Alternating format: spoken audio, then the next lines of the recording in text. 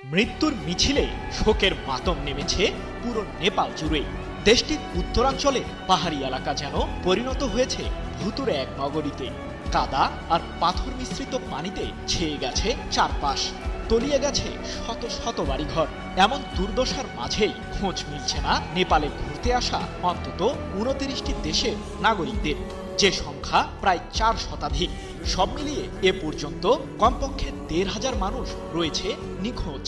বন্যা কবলিত নিখোঁজদের ভাগ্যে আসলে কি জুটেছে? আবারও কি প্রিয়জনদের কাছে ফিরে যেতে পারবেন তারা, নাকি অধীর অপেক্ষায় বসে থাকা প্রিয়জনদের জন্যও রয়েছে আশঙ্কাজনক কোনো বার্তা?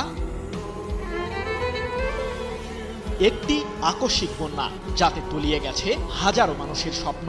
কেউ হারিয়েছেন সুখের আবাসস্থল, কেউ বা প্রিয়জনকে। মৃত্যুর মুখ থেকে ফিরে আসা এমনই একজন কেশব প্রসাদ বারাল।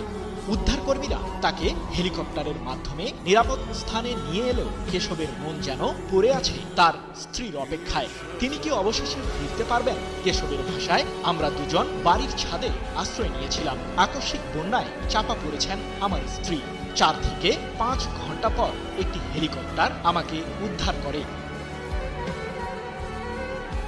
কেশবের মতোই এমন অজানা অনেকের পরিবার কিংবা আপনজন নেপালের আকস্মিক বন্যায় এখনো রয়েছে নিখোঁজ, যাদের মাঝে ভারত, যুক্তরাষ্ট্র এবং অস্ট্রেলিয়া সহ 29টি দেশের নাগরিকরাও রয়েছেন।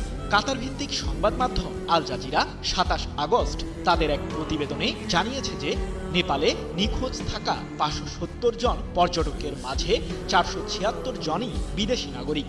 এর মধ্যে ভারতের 177, যুক্তরাষ্ট্রের 63 জন এবং অস্ট্রেলিয়ার অন্তত 34 জন নাগরিক রয়েছেন।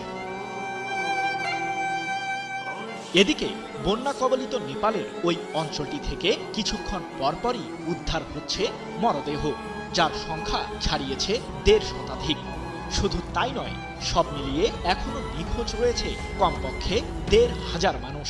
এক প্রতিবেদনে এমন তথ্যই জানিয়েছে ব্রিটিশ বার্তা সংস্থা রয়টার্স। কিন্তু প্রশ্ন হলো, আকস্মিক এই বন্যাটি নেপালের ঠিক কোন জায়গায় ঘটেছে? নেপালের সরকার প্রথমে ভেবেছিল শক্তিশালী এক ভূমিকম্পের কারণে সৃষ্টি হয়েছে ওই ভয়াবহ বন্যার, কিন্তু সময়ের পরিক্রমায় এসেছে নতুন তথ্য।